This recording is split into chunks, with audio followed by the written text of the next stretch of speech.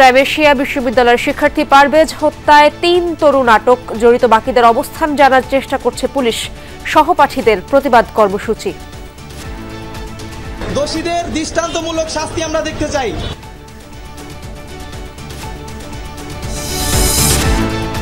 জুলাই গণহত্যার প্রথম তদন্ত রিপোর্ট জমা। চানখারপুলে ৫ আগস্টের ঘটনায় আসামি ৮, আলাদা তদন্ত চলায় নাম নেই শেখ হাসিনা, আসাদুজ্জামান কামাল। সরাসরি সম্পৃক্ত যারা তারা এবং তাদের সুপিরিয়র কমান্ডারদেরকে বিচারের আওতায় আমরা আনছি। সে কারণে ৮ জনকে আইডেন্টিফাই করা হয়েছে।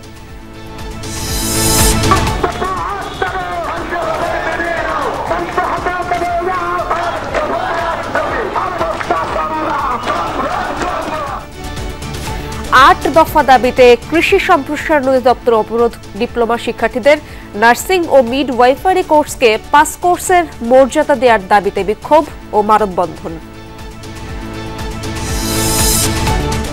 নির্বাচনের সব আসনে একক প্রার্থী দেওয়ার লক্ষ্য এনসিপির। জোট হলে পাল্টাতে পারে সমীকরণ। ভালো ফলের ব্যাপারে আত্মবিশ্বাসী নেতারা। সামনের যে নির্বাচন, সেই নির্বাচনে আমরা জনগণের একটা বড় অংশের আমরা সমর্থন পাবো বলে আমরা বিশ্বাসী। সারা দেশের সবগুলো জায়গাতেই আমরা প্রার্থিতা করব। ৩০০ আসনে যেন প্রার্থী দিতে পারি সে ধরনের প্রস্তুতি নিচ্ছি। শতভাগ হজযাত্রীর বাসা ভাড়া হয়ে গেছে। ২৯ এপ্রিল প্রথম ফ্লাইট। সৌদি পৌঁছে ইমিগ্রেশন ও ব্যাগের অপেক্ষা করতে হবে না, জানালো ধর্ম মন্ত্রণালয়। ভারতের কর্ণাটকের সাবেক পুলিশ প্রধান খুন, স্ত্রী কন্যা গ্রেপ্তার। পারিবারিক কলহের জের, ধারণা তদন্তকারীর।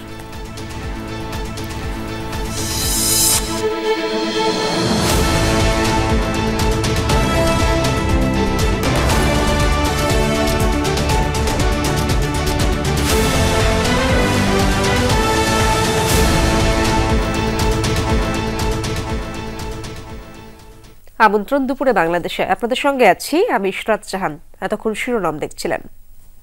জুলাই গণহত্যার প্রথম তদন্ত রিপোর্ট ট্রাইব্যুনালে জমা দিয়েছে তদন্ত সংস্থা। ৫ই আগস্ট চানখারপুলে ৬ জনকে হত্যার ঘটনায় ৮ জনকে অভিযুক্ত করে ট্রাইব্যুনালে এই পূর্ণাঙ্গ প্রতিবেদন দাখিল করা হয়।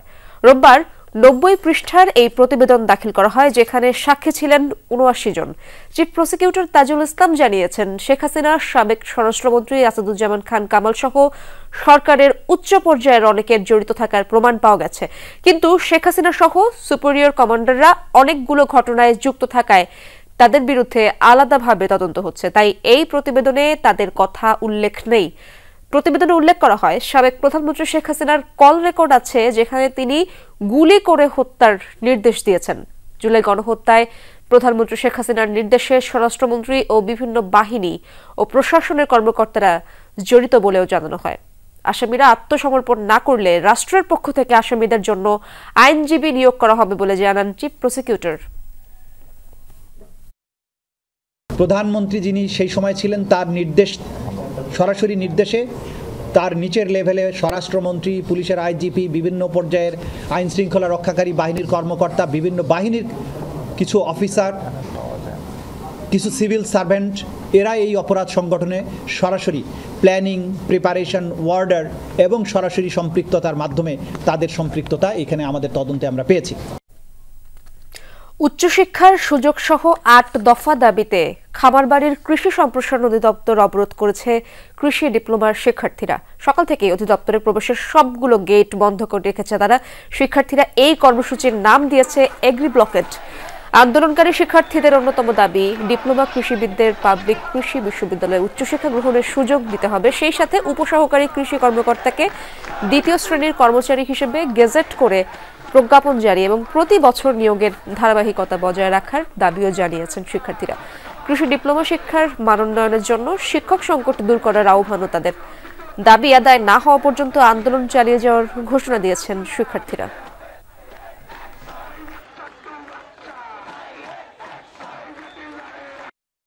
সকালে বলছে যে তোমাদের সাথে আলোচনা করব, আলোচনার মাধ্যমে আমরা করব, কিন্তু এই যে আলোচনা আমরা লাস্ট 13 তারিখে 24 ঘন্টার আলটিমেটাম দেওয়া হয়েছে। আলটিমেটাম 24 ঘন্টা দেওয়ার পরে আরো 72 ঘন্টা দেওয়া হয়েছে।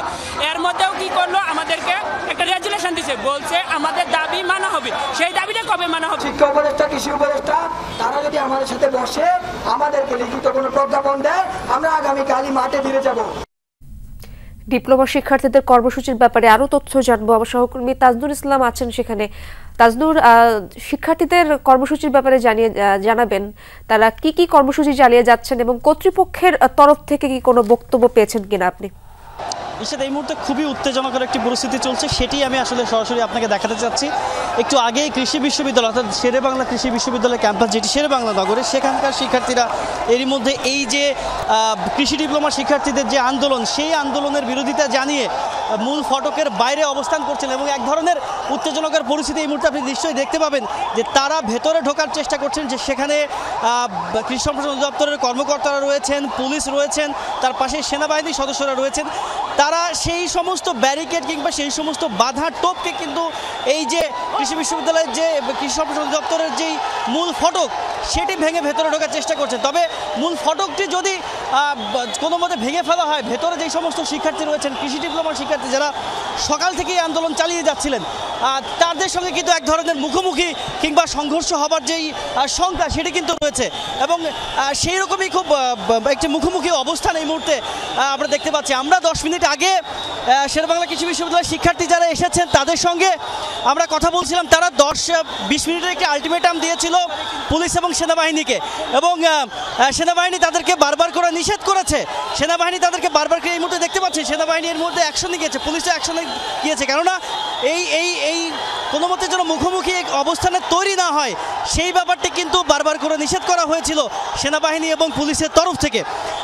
সেই আলটিমেটামের যে সময় ছিল 1:55 মিনিট, সেই সময়টি পেরিয়ে যাওয়ার পরেই কৃষি বিশ্ববিদ্যালয় থেকে আসা যে সমস্ত শিক্ষার্থী যারা কিনা এই আজকে কৃষি ডিপ্লোমার শিক্ষার্থীদের দাবির বিপক্ষে যারা আজকে অবস্থান নিয়েছেন এবং যেটি বলছিলেন যে তাদের দাবি অযৌক্তিক, এবং সেই অযৌক্তিক বলে যে বিরোধিতার জায়গা থেকে আজকে যে কৃষি সম্প্রসারণ দপ্তরের সামনে তারা অবস্থান নিয়েছিলেন, সেই পরিস্থিতি কিন্তু এখন এইরকম একটি উত্তপ্ত এবং এইরকম একটি সাংঘর্ষিক পরিস্থিতির দিকে এগিয়ে গিয়েছে। কেননা কৃষি বিশ্ববিদ্যালয়ের শিক্ষার্থীরা এর আগে তারা 20 মিনিটের আলটিমেটাম দিয়েছিল এবং তারা বলেছিল যদি 20 মিনিটের মধ্যে এই যে ফটকে যারা ভেতরে অবস্থান নিয়ে আজকে কৃষি সম্প্রসারণ দপ্তরের কার্যক্রম যে ব্যাহত করেছে এবং সেখানে যে কোনো রকমের কার্যক্রম হতে দেয়নি, কোনো কর্মকর্তাকে যে যেতে দেওয়া হয়নি, সেই ব্যাপারটি যারা বন্ধ রেখেছে, সেই বন্ধ রাখবার ফলে তারা বারবার করে বলেছিল যে তারা যেন সেই কর্মসূচি থেকে নিজেদেরকে প্রত্যাহার করে এবং যেন এই মূল ফটকটি ছেড়ে দেয়, এবং সেনাবাহিনীকে তারা বলেছিল যে এই দুইটার মধ্যে যেন তাদেরকে এখান থেকে সরিয়ে দেওয়ার ব্যবস্থা করা হয়। কিন্তু সেনাবাহিনী এবং পুলিশ আসলে সেই অর্থে তাদের বক্তব্য অনুযায়ী সেরকম কোনো পরিণতির দিকে আসলে যায়নি। তারপরে কিন্তু তারা এই যে মূল ফটক ভেঙে কৃষি অধিদপ্তরের ভেতরে ঢোকার একটি প্রচেষ্টা, এবং তাদেরকে বেশ রকমের পরিষ্কারভাবে আপনি দেখতেই পাচ্ছেন যে এরকম একটি পরিস্থিতিতে কোনোভাবে যদি কৃষি বিশ্ববিদ্যালয়ের শিক্ষার্থীরা এই কৃষি অধিদপ্তরের এই মূল ফটক ভেঙে ভেতরে প্রবেশ করে কিংবা প্রবেশ করতে পারে, তবে নিঃসন্দেহে একটি সংঘর্ষের সৃষ্টি হবে, যেখানে ভেতরে যারা রয়েছেন তাদের সঙ্গে চূড়ান্তভাবে এক ধরনের মুখোমুখি অবস্থা তৈরি হবে, এবং সেই মুখোমুখি অবস্থান এবং এরকমের সংঘর্ষ কোনোভাবে যেন তৈরি না হয়, সেই তৈরি না হওয়ার ব্যাপারটি ঠেকাতেই কিন্তু এই সেনাবাহিনী এবং পুলিশ সকাল থেকে কিন্তু ব্যারিকেড দিয়ে সেই জায়গাটি নিয়ন্ত্রণ করার চেষ্টা করছেন। আমরা কিছুক্ষণ আগে কৃষি সম্প্রসারণ অধিদপ্তরের কয়েকজন কর্মকর্তাকে দেখেছি, তারাও এসে এই উত্তপ্ত পরিস্থিতি নিয়ন্ত্রণের চেষ্টা করেছেন, কিন্তু দুপক্ষের অবস্থানে অনড়, যার কারণে এই বিরোধিতা কিংবা এই মুখোমুখি অবস্থার কারণে এখন এই উত্তপ্ত পরিস্থিতির সৃষ্টি হয়েছে। আমরা পুলিশের সঙ্গে এক ধরনের হাতাহাতি দেখতে পাচ্ছি,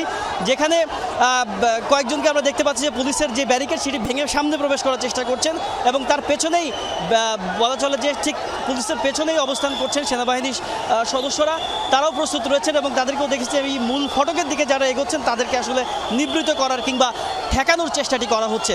তবে এই পরিস্থিতিটা সকাল থেকেই আসলে শঙ্কা করা হচ্ছিল যে এরকম একটি পরিস্থিতির দিকে বিষয়টা এগোতে পারে, কেননা সেই সকাল 6:30 থেকেই এই কৃষি সম্প্রসারণ অধিদপ্তরের যেই মূল ফটক, সেই ফটকে অবস্থান নিয়েছিলেন এই কৃষি ডিপ্লোমার পক্ষে যারা আন্দোলন করছেন, অর্থাৎ গতকাল যারা শহীদ মিনার থেকে ঘোষণা দিয়েছিল আজকে তারা এই কৃষি সম্প্রসারণ দপ্তরের মূল ফটক তারা বন্ধ রাখবেন এবং অবরোধ করে দিবেন। এবং সেই অবরোধের ব্যাপারটা আমরা দেখেছি যে এখন দুপুর 2টা পেরিয়ে গেছে, এখন পর্যন্ত যেই সরকারি অফিসের যে সময়সীমা, সেই সময়সীমা পেরিয়ে যাওয়ার প্রায় চূড়ান্ত সময়ের কাছাকাছি, সেই সময় পর্যন্ত তারা পুরো কার্যক্রম বন্ধ রেখেছে। এমনকি আমরা কিছুক্ষণ আগের বুলেটিনে যেমন দর্শকদের জানাচ্ছিলাম যে ভেতরে 2টি ব্যাংক রয়েছে, ব্যাংকের 2টি শাখা রয়েছে, সেই 2টি শাখাও কিন্তু আজকে কোনো রকমের কোনো কার্যক্রম কিংবা কোনো রকমের কোনো তৎপরতা চালাতে পারেনি। তবে কৃষি ডিপ্লোমার পক্ষে যারা আন্দোলন করতে দেশের বিভিন্ন অঞ্চল থেকে, দেশের বিভিন্ন যেই কৃষি প্রশিক্ষণ ইনস্টিটিউট থেকে যারা ঢাকায় এসেছেন, যারা ঢাকায় এসেছেন তারা কিন্তু এরই মধ্যে বেশ ভেতরে তাদের যেই অবস্থান সেটি তারা সেই অবস্থানে এখন পর্যন্ত অনড় রয়েছে। এমনকি বাইরের এখন যে উত্তপ্ত পরিস্থিতি সেটি আসলে কোন দিকে যায় ইশরাত, নিশ্চয়ই পরবর্তী সময়ে আপনার সঙ্গে যুক্ত হয়ে আবারও সেই আপডেট জানাতে পারবো। তাজনুর, আপনার মাধ্যমে দর্শকদের দেখিয়ে দিচ্ছিলাম সেখানকার উত্তপ্ত পরিস্থিতির ব্যাপারে। পরবর্তী খবরাখবর জানলে জানাবেন আপনার। ধন্যবাদ আপনাকে। ডিপ্লোমা ইন নার্সিং ও ডিপ্লোমা ইন মিডওয়াইফারি কোর্সকে স্নাতক বা ডিগ্রি পাস কোর্স সমমান করার দাবিতে দেশের বিভিন্ন স্থানে বিক্ষোভ ও মানববন্ধন করেছেন শিক্ষার্থীরা। দুপুরে সিলেট কেন্দ্রীয় শহীদ মিনার থেকে মিছিল বের করেন বিভিন্ন নার্সিং প্রতিষ্ঠানের শিক্ষার্থীরা। নগরীর বিভিন্ন সড়ক ঘুরে জেলা প্রশাসক কার্যালয়ে গিয়ে অবস্থান নেন তারা। স্মারকলিপি জমা দেন জেলা প্রশাসকের কাছে। এ সময় আন্দোলনকারীরা বলেন, এইচএসসি পাশের পর তারা 3 বছরের ডিপ্লোমা কোর্স করলেও ডিগ্রি পাসের সনদ পান না, যা চরম বৈষম্য। একই দাবিতে রংপুরের প্রেস ক্লাবের সামনে মানববন্ধন করেন সরকারি বেসরকারি নার্সিং ইনস্টিটিউটের ছাত্রছাত্রীরা।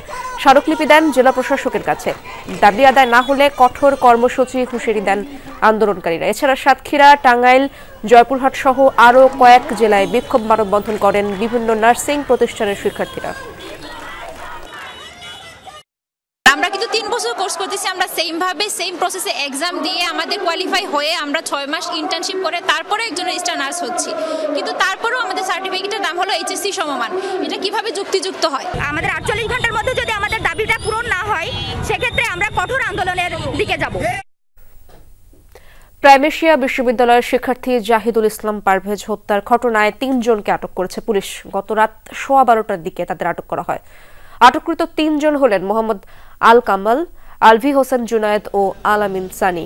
মহাখালী ওয়্যারলেস এলাকায় অভিযান চালিয়ে তাদের আটক করা হয়। পুলিশ জানায়, পারভেজ হত্যাকাণ্ডের সাথে জড়িত থাকার প্রমাণ পাওয়া গেছে আসামিদের কাছ থেকে। এই মামলার অজ্ঞাতনামা পলাতক আসামিদের অবস্থান সম্পর্কেও তারা জানে বলে ধারণা পুলিশের। এদিকে ঘটনা তদন্তে 5 সদস্যের কমিটি গঠন করেছে বিশ্ববিদ্যালয় কর্তৃপক্ষ। একই সাথে প্রাথমিক অনুসন্ধানের ভিত্তিতে গ্রেপ্তারকৃত 3 শিক্ষার্থীকে সাময়িক বহিষ্কারের সিদ্ধান্ত নেওয়া হয়েছে।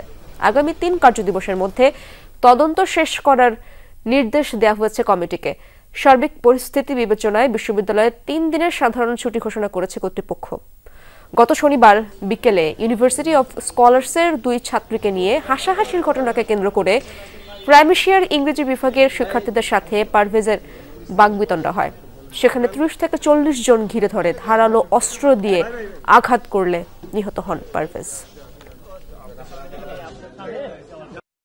তারা তো অবশ্যই ইনভলভ ছিল। আমরা সিসি ক্যামেরা সবকিছু মিলেই আমরা যেটা ইনভেস্টিগেশন প্রাইমারি লেভেলে করেছি, যে 3 জন মানে ইনভলভ ছিল মেইনলি, তাদের আমরা সাময়িকভাবে বরখাস্ত করেছি এবং একটা আমরা তদন্ত কমিটি গঠন করে দিয়েছি প্রক্টোরিয়াল বডি থেকে 5 সদস্য বিশিষ্ট। প্রাইমেশিয়া বিশ্ববিদ্যালয়ে শিক্ষার্থীদের সামনে কথা বলছেন বিএনপি নেতা ইশরাক হোসেন। আমরা সরাসরি চলে যাচ্ছি তার বক্তব্যে। ক্ষমতার অপব্যবহার করে সমস্ত সরকারকে এবং সমস্ত ছাত্র নেতৃবৃন্দকে দায়ভার নিতে হবে। তাদেরকে আইনের আওতায় তুলে দিতে হবে, না হলে বাংলাদেশের জনগণ আপনাদেরকে এর জন্য দায়ী করবে। আমরা আলটিমেটাম দিতে চাই না, কিন্তু আমরা আলটিমেটাম দিচ্ছি। আগামী 48 ঘন্টার মধ্যে এই যে 2 জনকে এখনো ধরা হয় নাই, তারা বৈষম্য বিরোধী ছাত্র আন্দোলনের কমিটিতে পাওয়া গেছে, যদি না পাওয়া যায় তাহলে আমরা পরবর্তীতে আলাপ আলোচনার মাধ্যমে প্রয়োজন বোধে আরো কঠোর কর্মসূচি দিব। বৈষম্যের সন্ত্রাসীরা হুঁশিয়ার সাবধান, হুঁশিয়ার সাবধান, বৈষম্যের সন্ত্রাসীরা ফাঁসি চাই, ফাঁসি চাই।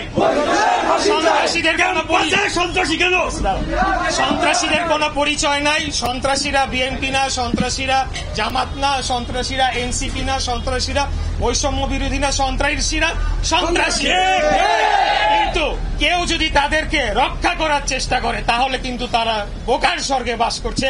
আমরা কিন্তু আজকে এমনি আমরা চলে উড়ে এসে জুড়ে বসি নাই। আমাদের দীর্ঘ আন্দোলন সংগ্রামের লড়াই করার ইতিহাস রয়েছে এবং আমাদের ভাইদের প্রতি যদি আরেকটা আঘাত আসে তাহলে আমরা যথাযথ জবাব দেওয়ার জন্য আমরা ঢাকাবাসী প্রস্তুত রয়েছি। আমরা বিএনপি নেতা ইশরাক হোসেনের কথা শুনছিলাম। রাজধানীর প্রাইম এশিয়া বিশ্ববিদ্যালয়ের শিক্ষার্থী জাহিদুল ইসলাম পারভেজ হত্যার বিচারের দাবিতে কয়েক জেলায় বিক্ষোভ করেছে ছাত্রদলের নেতাকর্মীরা।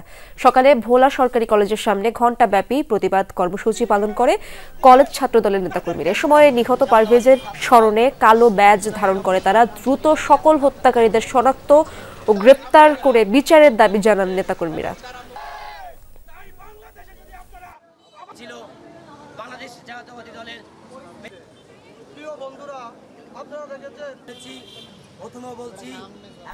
চট্টগ্রাম বিশ্ববিদ্যালয়ের চারুকলা ইনস্টিটিউটে মূল ক্যাম্পাসে ফিরিয়ে আনার দাবিতে প্রশাসনিক ভবনের সামনে বিক্ষোভ করছে ইনস্টিটিউটের শিক্ষার্থীরা। দুপুরে প্রশাসনিক ভবনের সামনে জড়ো হয়ে এই কর্মসূচি শুরু করেন শিক্ষার্থীরা বলেন, নগরের বাদশাহ মিয়া সড়কে মূল ক্যাম্পাস থেকে 22 কিলোমিটার দূরে চারুকলা ইনস্টিটিউট। মূল ক্যাম্পাসে শিক্ষার্থীরা যে সকল সুযোগ সুবিধা পেয়ে থাকেন তার কিছুই পায় না তারা।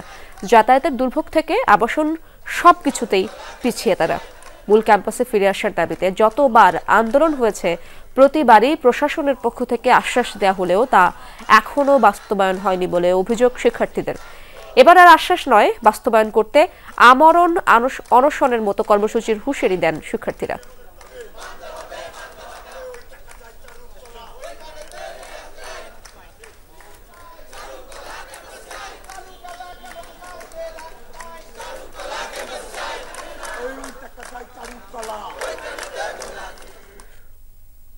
জাতীয় ঐকমত্য কমিশনের 166টি প্রস্তাবের মধ্যে 147টিতে একমত ও 15টি প্রস্তাবে দ্বিমত এবং 4টিতে আংশিক একমত পোষণ করেছে বাংলাদেশ খেলাফত মজলিস।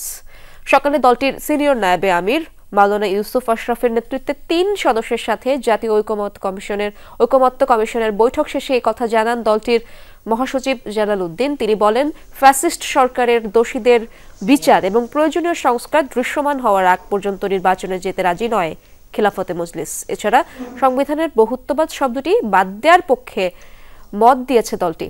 এছাড়া প্রাদেশিক সরকার গঠনের বিষয়ে দ্বিমত জানিয়েছেন দলের সদস্যরা। একই সাথে স্থানীয় সরকারকে শক্তিশালী করারও পরামর্শ তাদের। এর আগে বৈঠক শুরুর আগে জাতীয় ঐকমত্য কমিশনের সহসভাপতি অধ্যাপক আলী রিয়াজ বলেন, জাতীয় ঐকমত্য কমিশনের প্রধান লক্ষ্য বাংলাদেশে ফ্যাসিবাদের পুনরুত্থান রোধ করা। এই সংস্কার কমিশনগুলোর উদ্দেশ্য হচ্ছে বাংলাদেশে এমন একটা ব্যবস্থা তৈরি করা যাতে করে বাংলাদেশে পুনরায় কোনো অবস্থাতেই একটি ফ্যাসিবাদী শাসন প্রতিষ্ঠিত হতে না পারে। পাশাপাশি যেন জনগণের অধিকার প্রতিষ্ঠিত হয়, জনগণ যেন বুঝতে পারেন যে তাদের যে অধিকার সেটা সুরক্ষিত আছে। এই মুহূর্তে দ্রুত নির্বাচন করতে গেলে একটা সুষ্ঠু নির্বাচন করা সম্ভব নয়। এজন্য আমাদের দলের পক্ষ থেকে দাবি হলো যে প্রয়োজনীয় সংস্কার এবং এই পতিতদের বিচার ব্যবস্থা দৃশ্যমান একটা অবস্থায় পৌঁছার পরে জাতীয় নির্বাচন করা। অন্তর্বর্তী সরকারের প্রধান উপদেষ্টা অধ্যাপক ডক্টর মোহাম্মদ ইউনূসের কাছে প্রতিবেদন জমা দিয়েছে শ্রম বিষয়ক সংস্কার কমিশন। দুপুরে রাষ্ট্রীয় অতিথি ভবন যমুনায় শ্রম বিষয়ক সংস্কার কমিশনের সদস্যরা তাদের প্রতিবেদন জমা দিয়েছেন। জানা গেছে, শ্রম বিষয়ক সংস্কার কমিশনের প্রতিবেদনে অনেকগুলোই সুপারিশ রয়েছে। তার মধ্যে রয়েছে কর্মপরিবেশে শ্রেণী ক্ষমতায় তুই তুমি সম্বোধন চর্চা বন্ধ করা। গত নভেম্বরে Bangladesh institute of labour studies বিলসের নির্বাহী পরিচালক সৈয়দ সুলতান উদ্দিন আহমদকে প্রধান করে শ্রম সংস্কার কমিশন গঠন করা হয়। কমিশনকে 90 দিনের মধ্যে প্রতিবেদন দিতে বলা হয়েছিল। তবে কমিশন একাধিকবার সময় বাড়িয়ে সোমবার দুপুরে প্রধান উপদেষ্টার কাছে প্রতিবেদন জমা দিয়েছে। আর্থনা সামিট 2025-এ অংশ নিতে 4 দিনের রাষ্ট্রীয় সফরে আজ কাতারের রাজধানী দোহার উদ্দেশ্যে রওনা দেবেন অন্তর্বর্তী সরকারের প্রধান উপদেষ্টা ডক্টর মোহাম্মদ ইউনূস। এ নিয়ে ফরেন সার্ভিস একাডেমিতে প্রধান উপদেষ্টার কার্যালয়ের পক্ষ থেকে ব্রিফিং চলছে, সরাসরি যাচ্ছে সেখানে। সুপারিশ করেছেন ট্রেড ইউনিয়ন করার যে শর্ত, এটা যাতে শিথিল করা যায়, এটা বলেছেন। কর্মক্ষেত্রে যৌন হয়রানি প্রতিরোধে 2009 সালে হাইকোর্টের একটা নির্দেশনা আছে। এই নির্দেশনার আলোকে সকল কলকারখানা সহ সকল কর্মক্ষেত্রে আসলে যৌন নিপীড়ন এবং সহিংসতা বিরোধী যাতে নীতিমালাটা প্রণয়ন করা হয় এবং এটা যাতে নিশ্চিত করা হয় সে বিষয়ে সরকারকে কাজ করার জন্য ওনারা সুপারিশ করেছেন। এবং আরেকটা সুপারিশ 6 মাস মাতৃত্বকালীন ছুটি, এই সুপারিশটা অন্যান্য কমিশন থেকেও এসেছে। ওনারাও এই সুপারিশটার পুনরাবৃত্তি মালাটা প্রণয়ন করা হয় এবং এটা যাতে নিশ্চিত করা হয় সে বিষয়ে সরকারকে কাজ করার জন্য ওনারা সুপারিশ করেছেন। এবং আরেকটা সুপারিশ 6 মাস মাতৃত্বকালীন ছুটি, এই সুপারিশটা অন্যান্য কমিশন থেকেও এসেছে, ওনারাও এই সুপারিশটার পুনরাবৃত্তি করেছেন। এর বাইরে ওনারা শ্রমিকদের জন্য একটা সার্বজনীন তহবিল করার কথা বলেছেন এবং যাতে করে শ্রমিকরা আপনার এই তহবিলের মাধ্যমে বেনিফিটেড হতে পারেন। বিভিন্ন সময়ে তারা নানা ঘটনা দুর্ঘটনা দুর্যোগের শিকার হন, যাতে শ্রমিকদেরকে এই তহবিল থেকে সহায়তা করা যায় এবং কর্মক্ষেত্রে সুস্থ পরিবেশ নিশ্চিত করার জন্য ওনারা একটা সুপারিশ করেছেন শ্রম আইনে মহিলা শব্দের পরিবর্তে যাতে নারী ব্যবহার করা হয় এবং কর্ম পরিবেশে শ্রেণী ক্ষমতায় তুই তুমি ইত্যাদি সম্বোধন চর্চা বন্ধ করার একটা সুপারিশ করেছেন। আরেকটা গুরুত্বপূর্ণ সুপারিশ ওনারা করেছেন যে শ্রম আদালত সহ ট্রাইব্যুনাল এবং অ্যাপিলেট ডিভিশন পর্যন্ত সর্বক্ষেত্রে যাতে বাংলা প্রচলন করা হয় এবং এই বিষয়টা ওনারা একটা সুপারিশ করেছেন এবং সিদ্ধান্ত গ্রহণে নারী পুরুষ সকল শ্রমিকের অংশগ্রহণের একটা সুপারিশ করেছেন। মোটা দাগে এইগুলো হচ্ছে ওনাদের সুপারিশ।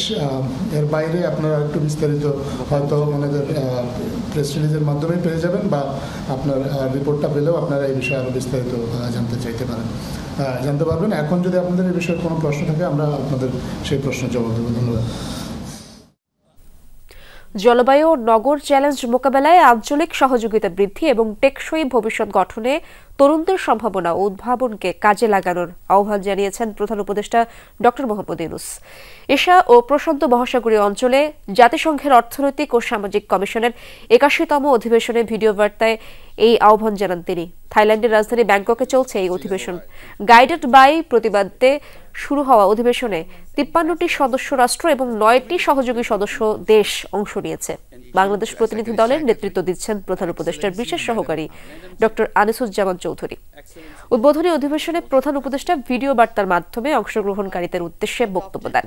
অন্তর্ভুক্তিমূলক এবং জলবায়ু সহনশীল নগর উন্নয়নের প্রতি বাংলাদেশের প্রতিশ্রুতি তুলে ধরেন তিনি। ইউনূস দেশের সংস্কার অভিযাত্রা ও ৩০ ভিশন লক্ষ্যের উপর গুরুত্ব আরোপ করেন।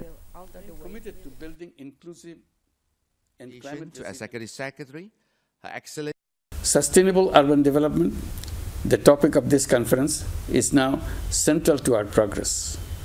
With one of the highest population densities in the world, Bangladesh faces acute urban challenges: climate vulnerability, infrastructure gaps, and social inequality.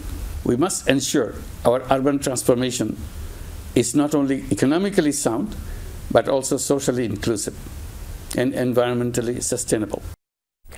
আগামী জাতীয় সংসদ নির্বাচনে সব আসনে প্রার্থী দিতে চায় নতুন দল জাতীয় নাগরিক পার্টি এনসিপি। তবে কোনো রাজনৈতিক দলের সাথে নির্বাচনী জোট হলে সমীকরণ পাল্টাতে পারে বলেও জানিয়েছেন সদস্য সচিব আক্তার হোসেন ও যুগ্ম আহ্বায়ক সারওয়ার তুষার। জোট ছাড়াও নির্বাচন করলে এনসিপি খারাপ ফলাফল করবে না প্রত্যাশা তাদের। লামিয়া তিথির রিপোর্টে বিস্তারিত। সংস্কার ও গণহত্যার বিচারের আগে নির্বাচন নিয়ে প্রশ্ন আছে জাতীয় নাগরিক পার্টি এনসিপির। তবে নির্বাচন যখনই হোক ভোটের প্রস্তুতিতে পিছিয়ে থাকতে চায় না গণ অভ্যুত্থানে নেতৃত্ব দানকারী ছাত্র নেতাদের নতুন দলটি। এরই মধ্যে দলের শীর্ষ নেতারা সম্ভাব্য নির্বাচনী আসনে গণসংযোগ ও সভা সমাবেশ শুরু করেছে। ঈদের ছুটিতে চালিয়েছে নির্বাচনী প্রচারণা। নতুন দল হিসেবে জাতীয় নির্বাচনে কতটি আসনে প্রার্থী দিতে চায় এনসিপি? সদস্য সচিব বলছেন সব আসনে চেতনা বাস্তবায়নের নামে ৩ বছরে ২০০ কোটি টাকার প্রকল্পে লুটপাটের খোঁজে মুক্তিযুদ্ধ মন্ত্রণালয়ের অভিযান চালাচ্ছে দুদক। এ বিষয়ে বিস্তারিত তথ্য জানবো আমার সহকর্মী রাজীব আহমেদের কাছ থেকে। রাজীব, কি কারণে অভিযান পরিচালিত হচ্ছে জানাবেন, সেখানকার বিস্তারিত কি তথ্য রয়েছে আপনার কাছে? সকাল থেকেই দুদকের ৩ সদস্যের একটি টিম মুক্তিযুদ্ধ বিষয়ক মন্ত্রণালয়ে অভিযান চালাচ্ছে এবং তারা যে অভিযোগটা দুদকের কাছে আসছে সেটা হচ্ছে বিগত সরকারের আমলে 4টি প্রকল্পে প্রায় 200 কোটি টাকা লুটপাটের অভিযোগ রয়েছে এবং এই প্রকল্পগুলো হয়েছে নামে বেনামে এবং বিভিন্ন সভা সেমিনার করে এবং সিনেমা বানিয়ে এই অর্থ আত্মসাৎ করা হয়েছে বলে অভিযোগ রয়েছে।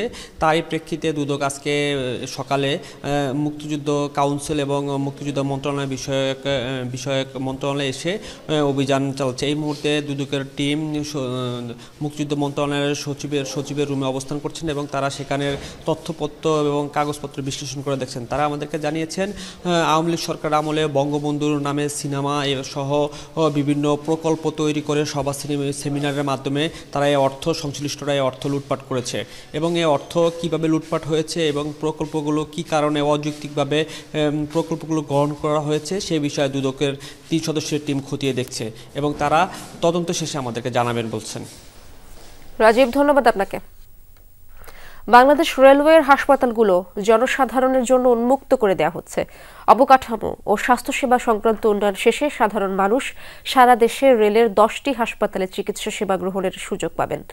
তবে বরাবরের মতো অগ্রাধিকার পাবেন রেলের কর্মকর্তা ও কর্মচারীরা। সোমবার সকালে সচিবালয়ের স্বাস্থ্য মন্ত্রণালয়ের সম্মেলন কক্ষে রেলপথ মন্ত্রণালয় এবং স্বাস্থ্যসেবা বিভাগের মধ্যে এ সংক্রান্ত সমঝোতা হয়। স্বাস্থ্যসেবা বিভাগের সচিব এবং রেল সচিব স্মারকে সই করেন। অনুষ্ঠানে জানানো হয় স্বাস্থ্য মন্ত্রণালয়ের একটি টিম আগামী সপ্তাহে রেলের হাসপাতালগুলো পরিদর্শন করবে। স্বাস্থ্য উপদেষ্টা নূরজাহান বেগম জানান, দেশে 8000 ডাক্তারের সংকট রয়েছে। 15 সেপ্টেম্বরের মধ্যে বিশেষ বিসিএস এর মাধ্যমে 2000 ডাক্তার নিয়োগ দেওয়া হচ্ছে। কিন্তু স্থানীয় সরকারের আগে আমাদের যে বিদ্যমান সম্পদ আছে, স্বাস্থ্য ব্যবস্থা যে ইনফ্রাস্ট্রাকচার আছে, সেটা ওনাদের যে স্ট্র্যাটেজি, সেটার একটা হলো যে বিদ্যমান যে অবকাঠামো আছে সেটার সর্বোত্তম ব্যবহার করা। জনগণ তো সব বাংলাদেশেরই, এই সরকারের জনগণ, কাজে প্রত্যেকটা জনগণকে, প্রত্যেকটা মানুষকে সেবা দেওয়াটাই হলো আমাদের দায়িত্ব। কালকে থেকে আমি চিকিৎসার সেবাটা দিতে পারবো না, কাজে এটার জন্য একটু সময়ের দরকার হবে। তবে আমাদের আপ্রাণ চেষ্টা থাকবে কত দ্রুত গতিতে এই সেবাটা আমরা সবার জন্য উন্মুক্ত করতে পারি। দর্শক, বাংলাদেশ জিম্বাবুয়ে টেস্ট সিরিজের খবর জানাবো। সিলেট টেস্টে নিজেদের প্রথম ইনিংসে ব্যাট করছে জিম্বাবুয়ে। নাহিদ রানার ট্রিপল উইকেট শিকারে কিছুটা চাপে পড়লেও দ্বিতীয় সেশনে ঘুরে দাঁড়িয়ে লিড নেয় তারা। শেষ খবর পাওয়া পর্যন্ত জিম্বাবুয়ের সংগ্রহ 6 উইকেটে 213 রান। সিলেট থেকে যোগ দিচ্ছেন আমার সহকর্মী হাসান আল মারুফ। তার মাধ্যমে সেখানকার বাকি খবরগুলো জেনে নেব। মারুফ, বাংলাদেশের প্রথম ইনিংসের 191 রান টপকে গেছে জিম্বাবুয়ে। কি মনে হচ্ছে, কত রানের লিড নিতে পারে তারা? ইশরাত, গতকালকে শেষ সেশনে জিম্বাবুয়ে যখন ব্যাট করছিল বিনা উইকেটে 67 রান, আমার কাছে মনে হয় ওই সেশনটাই বাংলাদেশকে ব্যাকফুটে ঠেলে দিয়েছে। তখন যদি আসলে 2 ওপেনারকে ফেরাতে পারতো বাংলাদেশের পেসাররা বা স্পিনাররা, তাহলে হয়তো বাংলাদেশ আরও একটু সুবিধাজনক ভালো অবস্থানে থাকতো। আজকে যেমনটা সকাল থেকে নাহিদ রানা, হাসান মাহমুদের কথা বলছিলেন, দুর্দান্ত বোলিং করেছে বাংলাদেশ। আজকে একটা কামব্যাক দিয়েছে, 6টা উইকেট ইতিমধ্যেই পড়ে গেছে। আমার কাছে মনে হয় এই জায়গা থেকে বাংলাদেশ যদি 100-র নিচে 50, 60 বা 70-এর মধ্যে যদি তাদেরকে অল আউট করতে পারে, অর্থাৎ 70 রানের লিড যদি বাংলাদেশ পায়, পরবর্তীতে দ্বিতীয় ইনিংসে বাংলাদেশের জন্য কিছুটা সুবিধাজনক হবে সেই লিডটা পার করে জিম্বাবুয়েকে টার্গেট দেওয়া। কিন্তু যদি এই লিড 100-র বেশি যায়, তবে আসলে বাংলাদেশের জন্য যত বেশি লিড হবে বাংলাদেশের জন্য ততই কঠিন হবে। তবে এখন পর্যন্ত আজকের দিনে বাংলাদেশ ভালো কামব্যাক করেছে এবং বিশেষ করে নাহিদ রানার কথা বলতে হয়, যেভাবে তার কাছ থেকে এক্সপেকটেশন ছিল গতকালকে সেটা দেখাতে না পারলেও 2-1 ওভার করেছিলেন। আজকে কিন্তু সেটি তিনি পূর্ণ করেছেন এবং 3 উইকেট নিয়েছেন। দুর্দান্ত 3টে উইকেট আমরা দেখেছি এখন পর্যন্ত। ইশরাত, ধন্যবাদ আপনাকে মারুফ, গুরুত্বপূর্ণ খবরগুলো জানাচ্ছিলেন আপনি। কর্ণাটক রাজ্যের অবসরপ্রাপ্ত পুলিশ প্রধান খুনের ঘটনায় তোলপাড় চলছে গোটা ভারতে। ছেলের অভিযোগের তীর স্বয়ং মা ও বোনের দিকে। পুলিশ বলছে সম্পত্তি ভাগাভাগি নিয়ে পারিবারিক কলহের জেরেই খুন করা হয়েছে সাবেক পুলিশ কর্মকর্তা ওম প্রকাশকে। এর মধ্যে প্রধান সন্দেহভাজন হিসেবে আটক করা হয়েছে তার স্ত্রী ও মেয়েকে। একসময় বড় বড় অপরাধীদের কাছে ওম প্রকাশ ছিলেন এক আতঙ্কের নাম। সুরাহা করেছেন একের পর এক জটিল কেস, কিন্তু এবার পুলিশ অফিসার থেকে ভিকটিম শব্দটি যুক্ত হলো তার সাথে। রোববার বেঙ্গালুরুর নিজ বাড়িতেই রহস্যজনকভাবে খুন হন 68 বছর বয়সী সাবেক এই পুলিশ কর্মকর্তা। ঘটনা শোনার সাথে সাথে আমাদের টিম এখানে এসেছে। প্রাথমিকভাবে ধারণা করা হচ্ছে খুনের পিছনে পারিবারিক কারণ আছে। ইতোমধ্যে IFIR দায়ের করা হয়েছে। আমরা তদন্ত প্রক্রিয়া শুরু করেছি। এক আত্মীয়কে সম্পত্তি লিখে দেয়াকে কেন্দ্র করে বহুদিন ধরেই স্ত্রী পল্লবীর সাথে দ্বন্দ্ব চলছে ওম প্রকাশের। ভারতীয় বিভিন্ন গণমাধ্যম বলছে ঘটনার দিনও তুমুল ঝগড়া হয় দুজনের মাঝে। এক পর্যায়ে নিয়ন্ত্রণ হারিয়ে স্বামীকে ছুরিকাঘাত করে বসেন স্ত্রী পল্লবী। শরীরে মরিচের গুঁড়া ছিটিয়ে হাত পা বেঁধে করা হয় ছুরিকাঘাত। ঘটনার পুরো সময় সেখানে উপস্থিত ছিল ওই দম্পতির মেয়েও। স্বামীর মৃত্যুর খবর আরেক পুলিশ কর্মকর্তার স্ত্রীকে ফোন করে নিজেই জানান পল্লবী। ভোর 4টা নাগাদ ওম প্রকাশের বাড়িতে পৌঁছায় পুলিশ। ঘরের মেঝে থেকে উদ্ধার করা হয় তার রক্তাক্ত দেহ। এই ঘটনায় মামলা করেছেন ওম প্রকাশের ছেলে কার্তিকেশ। মা আর বোনের দিকেই অভিযোগের তীর তার। প্রধান সন্দেহভাজন হিসেবে আটক করা হয়েছে ওম প্রকাশের স্ত্রী ও তার মেয়েকে। 12 ঘন্টা মা মেয়েকে জিজ্ঞাসাবাদ করে পুলিশ। ময়নাতদন্তের পর মরদেহ হস্তান্তর করা হয় ছেলের কাছে। চৌকশ পুলিশ কর্মকর্তা ওম প্রকাশ 2015 থেকে 2017 সাল পর্যন্ত দায়িত্ব পালন করেছেন কর্ণাটক রাজ্যের ডিজিপি হিসেবে। 2017 সালে রাজ্য পুলিশ প্রধান হিসেবেই অবসর গ্রহণ করেন তিনি। তাজরিয়ান সোবহান, যমুনা নিউজ। মারা গেছেন বিশ্বের ক্যাথলিক খ্রিস্টানদের প্রধান ধর্মগুরু পোপ ফ্রান্সিস। সোমবার ভ্যাটিকান সিটিতে স্থানীয় সময় সকাল 7:35 মৃত্যু হয় তার। মৃত্যুকালে তার বয়স হয়েছিল 88 বছর। বেশ কিছুদিন ধরেই ফুসফুসজনিত রোগে ভুগছিলেন তিনি। 1 মাস চিকিৎসা নেওয়ার পর গত 22 মার্চ হাসপাতাল থেকে ছাড়া হয় তাকে। এরপর থেকে বড় ধরনের জমায়েত এড়িয়ে চলতে হয়েছে তাকে। সবশেষ রোববার ইস্টার সানডেতে ভক্তদের সামনে কথা বলেন তিনি। ষোড়শ বেঞ্জামিন অবসর নেওয়ার পর 2013 সালে পোপ নির্বাচিত হন ফ্রান্সিস। ভ্যাটিকানের কঠিন সময় আত্মপ্রকাশ করলেও অল্প সময়েই পরিস্থিতি সামলে নেন পোপ ফ্রান্সিস। ব্যাপক জনপ্রিয়তা অর্জন করেন তিনি।